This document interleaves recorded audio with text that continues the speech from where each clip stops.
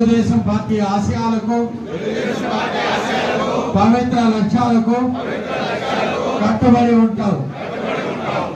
Party సభ్యునిగా క్రమశిక్షణతో ప్రజాసేవా భావంతో మనస వాచ కర్మనే నిరంతరము పాటుపడుతూ నిస్వార్థంగా అవినీతి అక్రమాలకు పాల్పడకుండా దీక్షా దక్షతలతో అంకిత భావంతో తెలుగుదేశం పార్టీ ప్రతిష్టను ప్రతిపత్తిని పరిరక్షించేందుకు ఎల్లప్పుడూ కృషి చేస్తూ పార్టీ మరియు ప్రజలు నాపై ఉంచిన విశ్వాసాన్ని ఒమ్ము చేయకుండా నిత్య చైతన్యంతో పార్టీకి ఉజ్వల భవిష్యత్తును కల్పించేందుకు నా వంతు కర్తవ్యాన్ని విధులను బాధ్యతాయుతంగా నిర్వర్తించగలనని ప్రమాణం చేయుచున్నాను.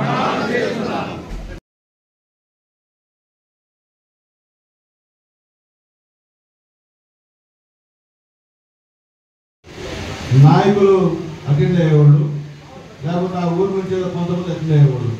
ఈరోజు గ్రామ స్థాయి నుంచి ఎవరైతే తెలుగుదేశం పార్టీ గెలుపుకి కష్టపడి పనిచేశారో, నేను ఎమ్మెల్యేగా అయ్యేదానికి ఎవరైతే పనిచేశారో వాళ్ళందరినీ ఇక్కడ చూడటం నిజంగా నాకు చాలా సంతోషం. ఎందుకంటే నేను ఎప్పుడూ చెప్తూ ఉన్నా, మా నాయకులు చెప్తూ ఉంటా, అయ్యా నాయకుల మనకి గ్రాసంలో పనిచేసిన క్యాడర్ ఉంది, వాళ్ళతో మాట్లాడండి, వాళ్ళ అభిప్రాయాలు తీసుకోండి నేను చెప్తూ ఉంటా. దాంట్లో మా నాయకులు 70% పాటిస్తున్నారు, 40% పాటించడం వాస్తవాలు మనం చెప్తాం. ఎందుకంటే మీలో కూడా చాలా మందికి బాధగా ఉంటుంది, మేము కష్టపడి పనిచేసాం ఎమ్మెల్యే గారు, మమ్మల్ని ఎవరు నాయకులు పట్టించుకోవట్లేదు, మీరు పట్టించుకోవట్లేదు, మేము ఏం పని చేయాలన్నా మేము పోలేకున్నాము. అట్లాగే కొత్తగా మీరు వైఎస్ఆర్సీపీ వాళ్ళు కూడా తెలుగుదేశం పార్టీలో చేర్చుకున్నారు, మేము ఇబ్బంది పడుతున్నామని చాలా మంది మనసులో ఆవేదన ఉంటుంది. ఎందుకంటే నేను వాస్తవం చెప్తున్నా, ఎందుకంటే నేను ఎమ్మెల్యేనైనా నేను కింద స్థాయికి వచ్చినవాడిని, పై స్థాయికి వచ్చినవాడు కాదు. కాబట్టి కార్యకర్తల మనోభావాలు నాకు తెలుసు. ఎందువల్లంటే మీరు ఈరోజు పరిచయం ఉందంటే మనకి రాష్ట్రంలో జనసేన బీజేపీని కలుపుకొని పోవాల్సినటువంటి పరిస్థితి మీ అందరికీ కూడా ఉంది. అలాంటి కొన్ని విషయాల్లో కొన్ని పొరపాటు జరుగుతుంటాయి, నేను జరగదని నేను అంటున్నా. ఇప్పుడే పట్టామన్న ఒక మంచి సలహా ఇచ్చాడు, వాస్తవంగా దానికి మీరు అందరూ కూడా స్పందించారు. అదే మాట నేనే చెప్తా ఉన్నా, నా పట్టామని ముందు చెప్పాడు. నేనేం చెప్పేదంటే ఈరోజు మీరు అందరికీ నేను ఎవడో చెప్తున్నా, మీరు మీకోసం నేను ఒక వారం లోపల కొత్త నెంబరు కొత్త ఫోను కొనుక్కుంటారు. కేవలం ఎవరైతే బూత్ కమిటీ మెంబర్లు ఉన్నారో వాళ్ళతోనే నేను మాట్లాడతాను. దానికి సంబంధించిన ఒక పిఎన్ కూడా పెట్టుకుంటా పర్సనల్గా.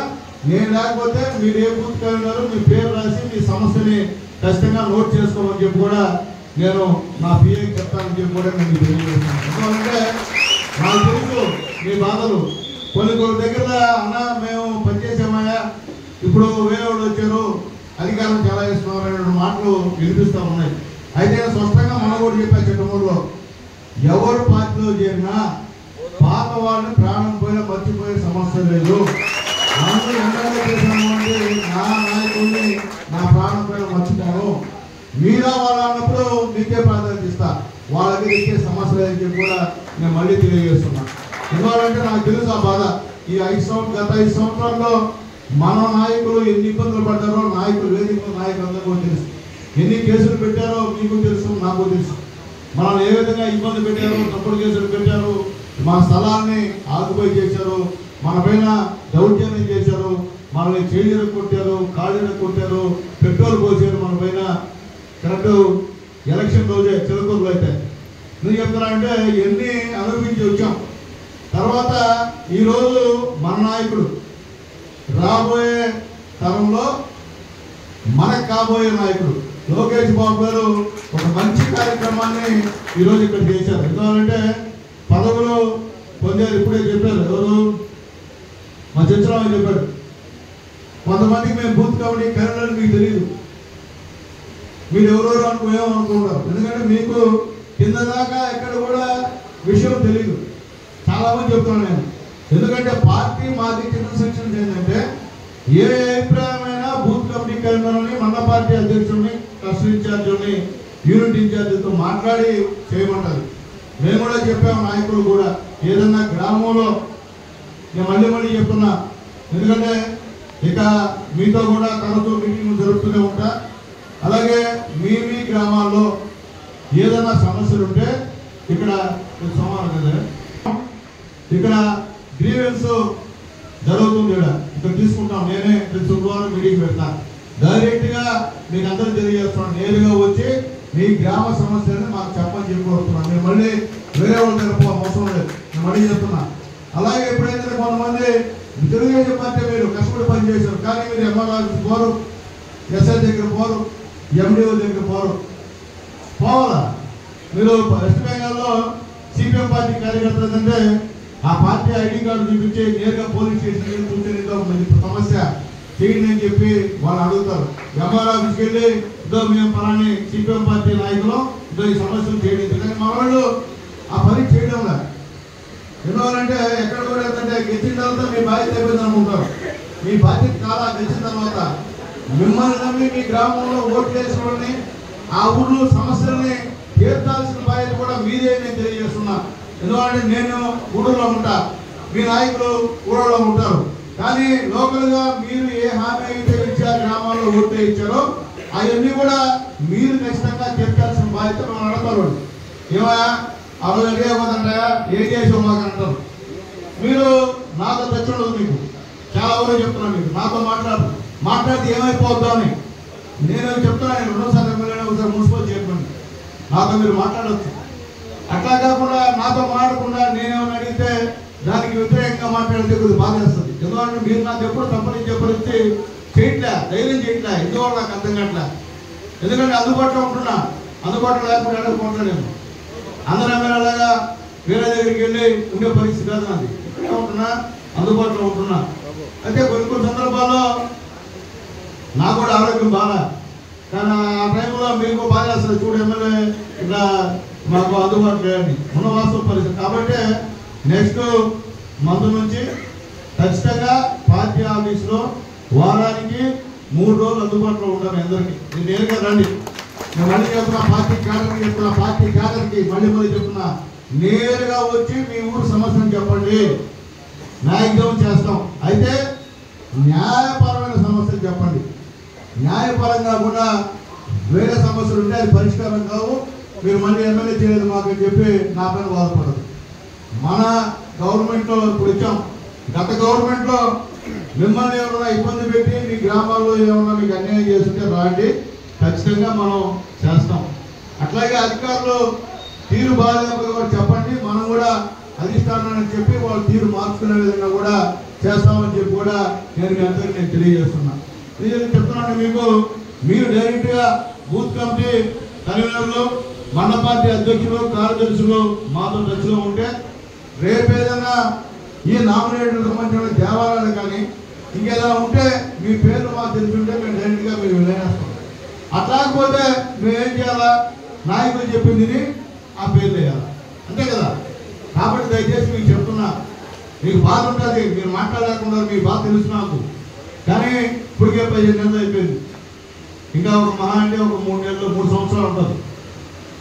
ఈ 3 సంవత్సరాల్లో పార్టీకి పనిచేసిన క్యాడర్ని కాపాడవలసిన బాధ్యత వేదిక మీద ఉన్నటువంటి నాయకులందరి మీద ఉంది, నా పైన ఉందని చెప్పి నేను తెలియజేస్తున్నా. ఈరోజు మీరు లేకపోతే ఈరోజు ఈ పరిస్థితి లేదు, అంతే కదా? వాస్తవాలు చెప్పండి. గ్రామాల్లో మీరు పడ్డారు బాధలు, మీరు పడ్డారు అవమానాలు, మీరు పడ్డారు కొట్లాట్లకి, అంతేగాని మేము వచ్చి మీ గ్రామంలో ఏం చేయదా. కాబట్టి అర్థం చేసుకోండి. ఎందుకంటే పార్టీ క్యాడర్ అంటే నాకు ప్రేమ, నాకే కాదు తెలుగుదేశం పార్టీ క్యాడర్ అంటే ప్రేమ. అన్న నందమూరి తారక రామారావు గారి దగ్గర నుంచి చంద్రబాబు నాయుడు గారు, ఇప్పుడు మన భవిష్యత్ నాయకుడు లోకేష్ బాబు గారు కూడా మీరంటే ప్రేమ కాబట్టి ఈరోజు ఈ కార్యక్రమాన్ని పెట్టారు. ఇక్కడ అర్థం చేసుకోండి. గతంలో ఈ కార్యక్రమం లేదు, ప్రమాణ స్వీకారాలు లేవు, ఎవరి పేరు వీరు కూర్చొని ఇచ్చేస్తాం, కొట్టేస్తాం, ఆఫీసులో పెట్టేసుకొని ఏదో ఊరి పేరు కొట్టేదంటాం. ఎవరో కవినర్ ఫోన్ చేస్తే కవినర్ నాన్న అడిగారు, మా ఊళ్ళు ఫోన్ చేశారు కొంతమంది చెప్పారు చిట్టమూరు మండలంలో, అబ్బాయి మాకు చేయకుండా మీరు ఫోన్లో మాకు ఏం చేస్తే మీరు ఫోన్ చేయాలని అడిగారు. అబ్బాయి పేరు వద్దురండి, ఇవన్నీ కూడా ఇబ్బంది.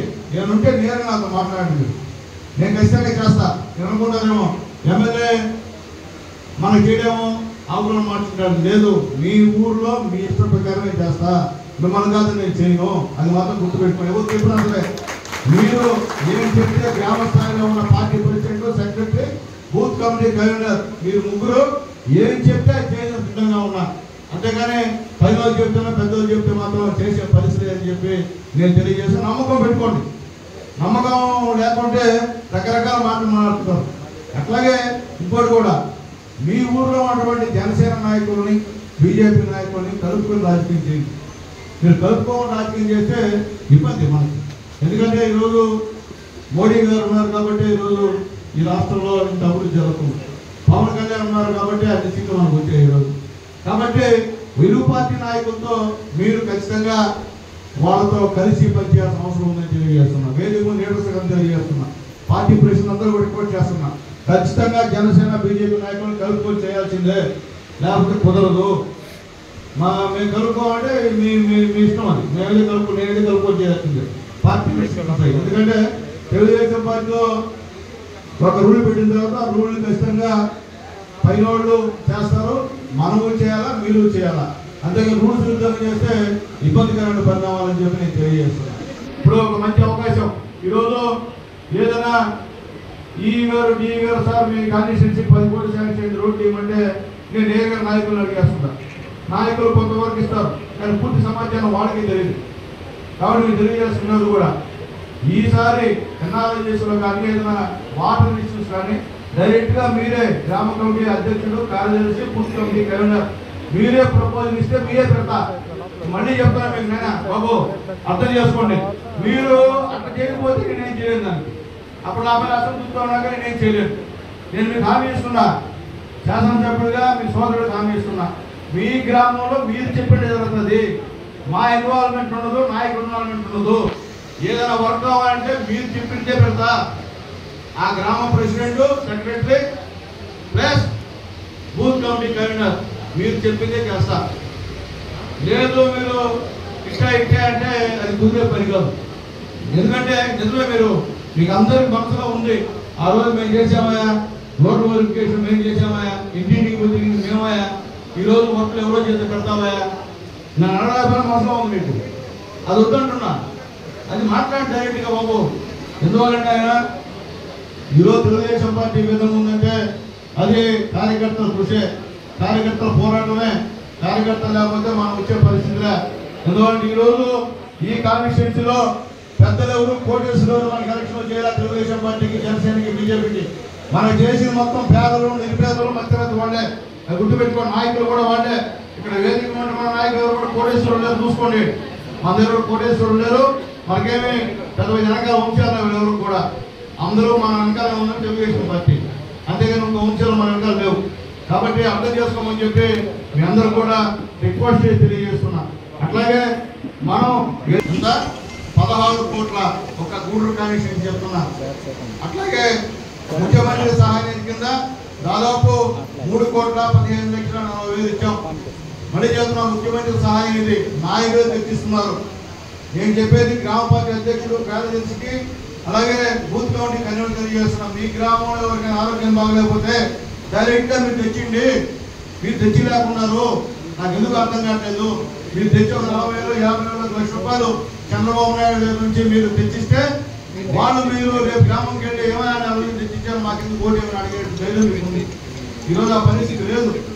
నాకు వచ్చినటువంటి ఈరోజు ఈ 3 కోట్ల చిత్రంలో ఒక్క బూత్ కమిటీకి రికమెండ్ చేసిన దగ్గర అంతా నాయకులు రికమెండ్ చేసింది వచ్చింది. అట్లా నాకు వద్దు. బూత్ కమిటీ కన్వీనర్లు, పార్టీ ప్రెసిడెంట్లు, సెక్రటరీలు మీరు ఖచ్చితంగా మా ఊళ్ళో పలానానికి బాగాలేదు అని చెప్పి తీసుకొస్తే అది డైరెక్ట్గా మీకు ఇప్పించే బాధ్యత అదని చెప్పి కూడా మీ అందరూ కూడా హామీ ఇస్తున్నాం. అట్లాగే ముఖ్యంగా ఇక్కడ మత్స్యకార భరోసా కింద దాదాపు 20,000 ఇచ్చాం. మనం ఆ రోజు ఎలక్షన్లో చెప్పాం, దాదాపు ఇచ్చాం. మన కాన్స్టిట్యూన్సీ లో దాదాపు 4,52,40,000 రూపాయలు మనం ఈ కాన్స్టిట్యూన్సీ లో ఇచ్చాం ఈ 15 నెలలు అని చెప్పి నేను తెలియజేస్తాను ధైర్యంగా. అలాగే అన్నదాత సుఖీభవ దాదాపు 14,91,30,30,31,30,30,30,000 రూపాయలు అన్నదాత సుఖీభవ మన గూడూరు కాన్స్టిట్యూన్సీ లో ఇచ్చామని చెప్పి ధైర్యంగా తెలియజేస్తున్నాం. అలాగే ఎన్టీఆర్ హౌసింగ్ ఆల్రెడీ గతంలో 1,80,000 ఇస్తున్నారు. మనం వచ్చిన తర్వాత 50,000, అలాగే 75,000 ఎస్సీలకి, బీసీలకి అయితే 50,000 ఇచ్చాం. ఎస్టీలకి అయితే 75,000 ఇచ్చాం. అంటే పూర్తిగా కట్టుకోలేకున్నారు కాబట్టి 1,80,000 ఇల్లు సరిపోవు కాబట్టి పేదవాళ్ళకి మనం రావడం. మన చంద్రబాబు నాయుడు గారు ఎస్సీలు అయితే 50,000 ఇచ్చారు, ఎస్సీలు అయితే 70,000 ఇచ్చారు, బీసీలు అయితే 50,000 ఇచ్చారని చెప్పి కూడా నేను తెలియజేస్తున్నాను. చాలా మంది తెలియదు, ఎందుకంటే మీకు తెలియదు, మీరు కూడా చెప్పలేకపోతున్నారు. దానికి కారణం ఏంటంటే మా లోపం కూడా ఉంది. మేము కూడా మీకు చెప్పాలా, ఇక్కడ మీటింగ్లు పెట్టి చెప్పాలి. చెప్తే మీరు కూడా గ్రామాల్లో చెప్తారు. అట్లాగే మళ్ళీ చెప్తారు అందరికీ, పార్టీ కుటుంబ సభ్యులందరూ కూడా కొత్త ఇళ్ళు శాంక్షన్స్ వస్తున్నాయి. మీరు దగ్గరుండి ఎవరైతే మీ ఊళ్ళో పేదవాళ్ళు ఉన్నారో వాళ్ళందరినీ కూడా నోట్ చేసి ఏ ఇల్లుతో మాట్లాడి ఆన్లైన్ చేస్తే ఆ ఇల్లు కూడా పేదవాళ్ళు ఎవరు ఉన్నారో వాళ్ళకి మీ ఇష్ట ప్రకారం ఇస్తా.